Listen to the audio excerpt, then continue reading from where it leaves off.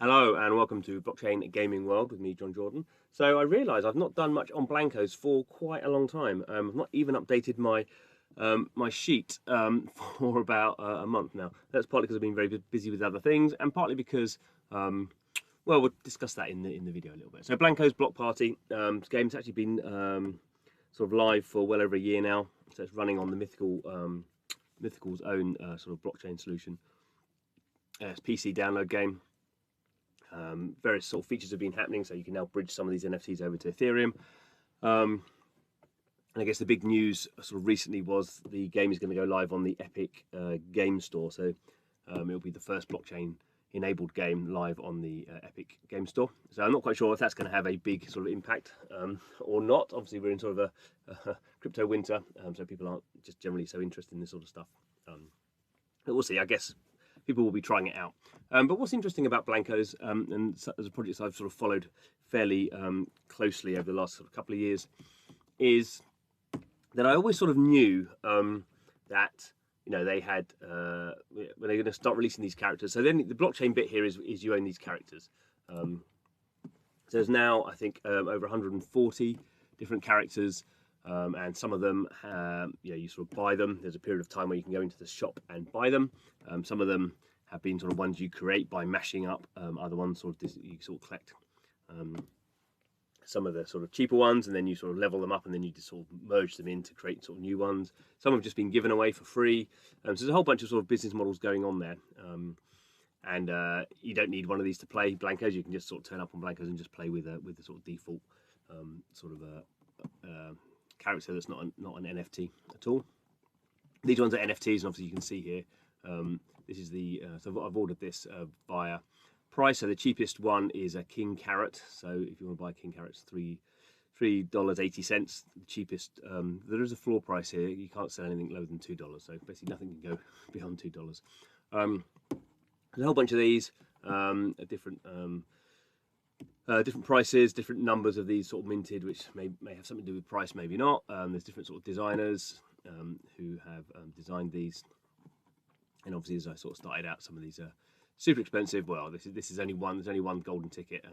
Someone can buy it for $5 million. No one's going to do that. But if they dropped it down, probably to I don't know if they dropped it down to some hundreds of thousands of dollars, maybe someone would have bought that at some point. This one here only 13, Billy 6 bones, 1.75 million. Probably not going to happen. Terry, I really like Terry actually. 6,000. I mean, again, that probably seems a bit expensive for the current market, but at some point, I think some of these are sold. So we can see here, there's all these sort of ones. We go down, we start going into the thousands and then into the hundreds. Blah blah blah. You get the idea. So what I've been doing, because I'm a bit mad, it's over the years I've been sort of collecting data fairly regularly on this. So I've got this sort of sheet where I sort of occasionally make some notes. So basically what I've been doing is I've been sort of looking at the no, it's 121, sorry, not 140, over 121 Blankos NFTs. So I've been sort of making notes of what they cost at various times and how much if they were sold as a launch price, what the price is, and then you can basically do some very basic maths on that. So what's been interesting, I guess, over this period of time is the price of these things goes up and down depending on what's going on and how much generally how much buzz there is around a project, how much buzz there is around sort of blockchain stuff in general. So over the sort of period of time which I've been doing this, we should say sort of I mean the marketplace has been live for not quite a year yet. And stuff just goes up and down depending on sort of what's going on. But for looking at what's happening in 2022, so basically what I do is the launch price of these ones. Let's take Square. So this Square one, the launch price was $115. If you want to buy the cheapest one, that's $55. So basically, some of them may sell for more than that. It depends a little bit on the serial number. So serial numbers are sort of a big issue. If you had number 1 of Square, it would sell for a lot more than this. But if you just bought like the bog standard one, you sort of down 52% in terms of ROI. And actually now what's interesting is if you basically sort of bought one of all of these ones that had a launch price, that would have cost you $4,677. I'm probably missing a few out, but roughly a bit around that. And if you're going to sell them all now, So this number here, we're 4,722.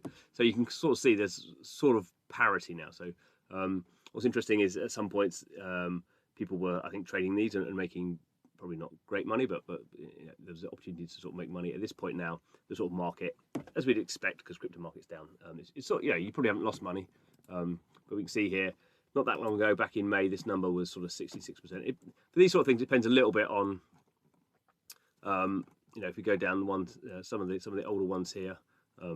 So Billy Bones is the most valuable one in the sense of that cost you $10 to buy. That was one of the first set, and now you can sell it, the cheapest one, for $72. So that's sort of the best performing asset if you want to look at it in that way. And what's happened as well is you can see the color coding here is, so the green ones are the sort of what they call early access, and the blue ones are sort of open beta and things like that are ones that are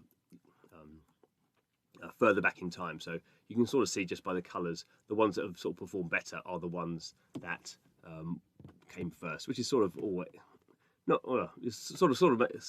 I think psychologically, it sort of makes sense that the sort of ones that have the ones that came first sort of have that sort of reputation, maybe as being sort of more stand-up ones. I think one of the interesting things about Blankos is that, as I was sort of saying, they've kept up a fairly regular sort of cadence of releasing new NFTs, and I think probably the holders of NFTs sort of wish they weren't releasing so many.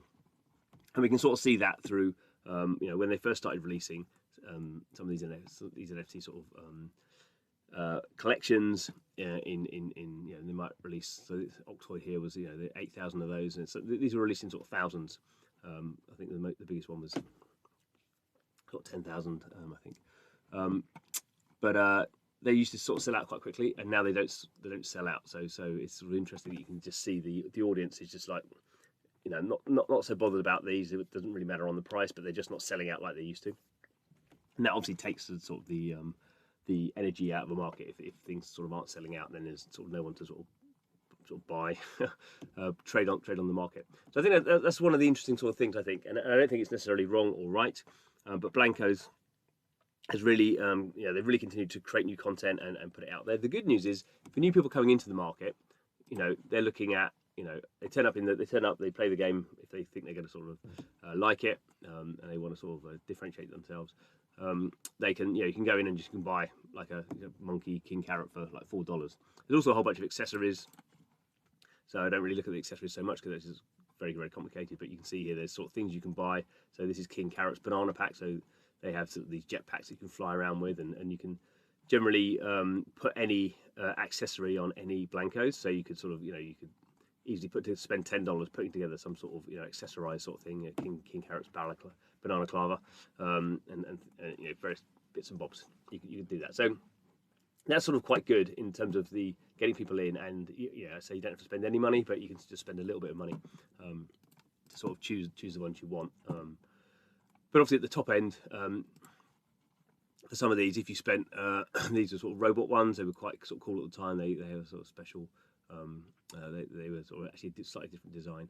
But $250 for those ones, and now you can buy them for $80. So obviously good for people coming in and buying them now, but obviously not so good for people who spent $250 and now can only sell them for $80. So there's sort of a whole bunch of different sort of views on this, I suppose, and I think that's sort of interesting for most blockchain projects have to deal with that. It's I think the Blankos is particularly interesting because they've just continued to mint these things all the time, whereas most projects sort of are very careful about not minting too much.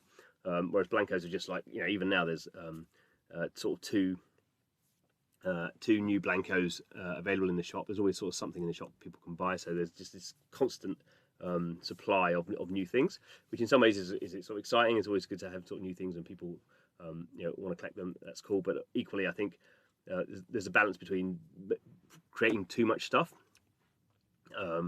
and that sort of swamps people. Certainly I've sort of felt, you know, depending on how much time I've got, sometimes I've spent more time in Blankos looking at what's going on, and then over time you sort of think, oh, some more going on, and we can actually have a look at the shop, can't we? So we can see what's in the shop at the moment. So we can see so these two at the moment, so there's only 700 kios, and this one's So this one's an unlimited one. So these sals, you can just keep minting these, and it's sort of time based rather than limited edition sort of based. And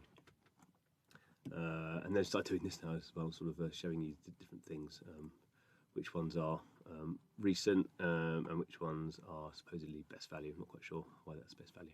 Anyway, what you end up. So this is over 2022. I mean, some of this data is sort of patchy in the sense that I've not been doing it every day like I used to. But you can see from start 2022, if you were sort of buying things as they became available, and you bought things previously, then sort of went down a little bit, went up a bit massively when the first sort of Ethereum, so you could start bridging stuff to Ethereum, came down again. Another big sort of Ethereum bridge sort of takes it up again, and then sort of comes back down. So the overall sort of collection now, if you're buying stuff from the start of 2022, sort of the collection thing is down 40%.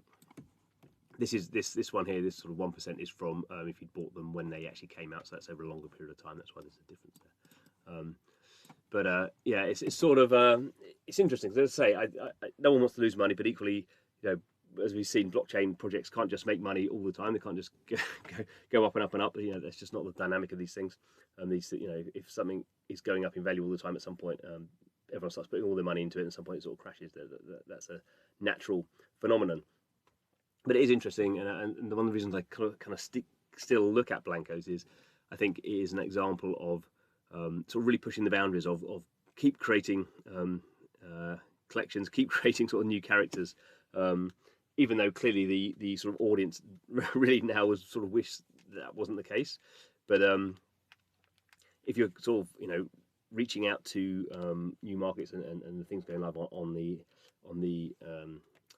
Epic store, you sort of want new people coming in to feel like there's stuff going on. It's not just like a dead sort of collection. So there's two very conflicting sort of views there.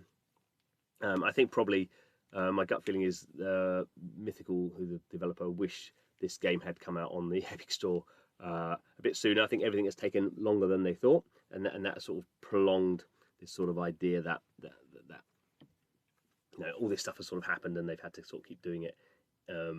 Even though they've not really brought a lot of new players in. There's about 1 million people who have signed up for it, probably about 50,000, I would think. 50 to 100,000 MAUs, that's a number I've sort of made up myself. There's no official numbers on that. But yeah, it sort of is very interesting. And obviously the other thing is, you know, for most games come out and, you know, they're either a success and people play them for a long time. But even the successful games sort of at some point come to an end, most of them. And we've not really had this with NFT games yet. Is at what point do you sort of sunset an NFT game if people have spent all this money buying these assets? How does that sort of work out? Can a developer stop supporting the game? If people, I mean, I don't know how much money is in Blankos, but you know, millions of dollars have been spent in it, I would think. And how do you have like long-term support for that, where there may not be financially viable really for the developer to do that? How do you turn that over to a community, or how do you what do you do? I've no idea. I guess the other interesting thing, which I just throw out there, is the Mythical people are releasing some other games as well, nothing to do with Blankos. But it would be interesting to see if they sort of, the long-term plan for Blankos is it to be a bit more of a metaverse type thing. That would sort of make sense. That's not really what the game as set out was designed to do, but you could imagine it being a sort of metaverse thing where there's sort of these themed Blankos from different games, and it's sort of like a central sort of hub for the other things that Mythical are doing. And you sort of, you know, it's not probably quite like a sandbox. A sandbox is a bit of a different sort of product, I think, but you can sort of see some similarities there that sort of rolls out in that way. So I think it's always worth looking at Blankos, even if the you know, the value of these things is lower now than it used to be. We will see what happens. Anyway, thanks for watching.